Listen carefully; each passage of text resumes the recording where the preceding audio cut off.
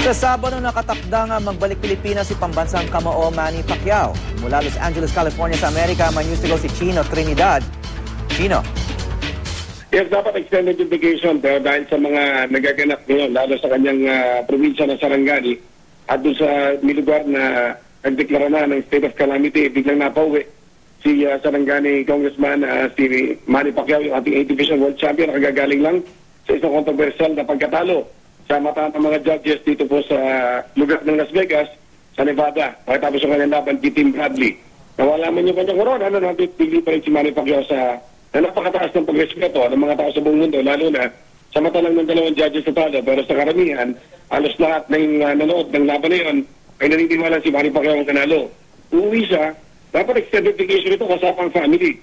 Sa sobrang last minute, kailangan nilang iwanan yung kanilang apat na pamilya at si Mr. and Mrs. Manny Pacquiao lang ang babalik ng Pilipinas for a couple of days at saka nila babalikan yung kanilang pamilya, yung buong pamilya para i-check tama kung ano ang nangyayari sa Pilipinas. At the same time, ito rin daw ang papasalamat ni Manny Pacquiao sa mga kababayan niya na hindi napapatid ang paniniwala at pagsuporta sa kanya, lalo na sa natapos na laban niya kontra kay Timothy Bradley. Ulitin ko, uwi si Manny Pacquiao Huwebes ng gabi dito sa Los Angeles at ang expected arrival ho niya ay bandang alas 6 ng umaga sa darating na Sabado sa oras natin sa Pilipinas.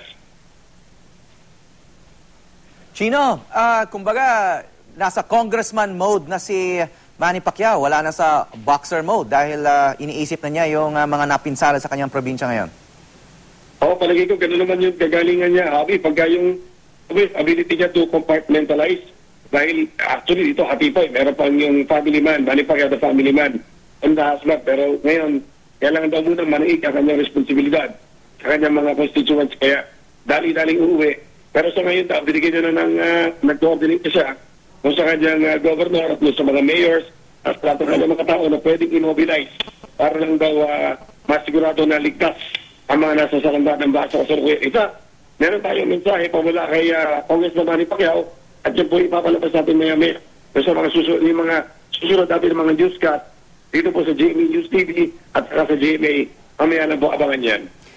Nag-comment na ba si Manny tungkol sa desisyon ng Nevada State Athletic Commission na i-review daw ang controversial na laban nila ni Bradley, kasama pa ng tatlong judge ng fight?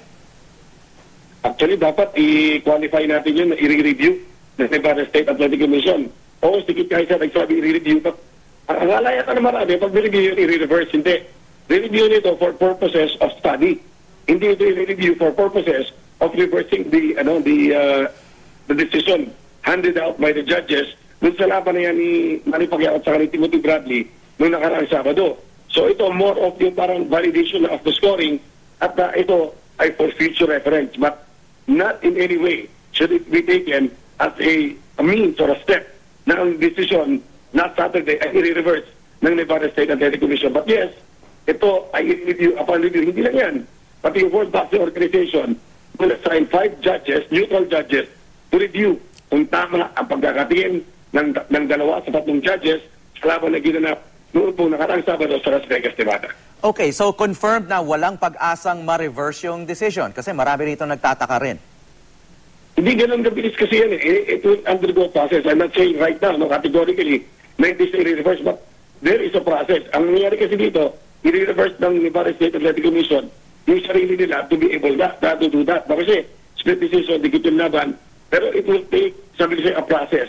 Parang ano yun parang sa abogasya, it has to take yung due process. Meron due process yan na magaganap. So ang grounds, meron bang enough grounds to reverse the decision or to ask that it be called in no contest, meaning tabla ang laban, yung mga ganun bagay. Kailangan ko na ma-review, makita ko natin circumstances behind it, at makita natin kung talagang without reasonable doubt na yung laban na yun ay naitawag ng mali. Kaya naman magkakaroon ng grounds for a reversal. Okay, maraming salamat. Chino Trinidad.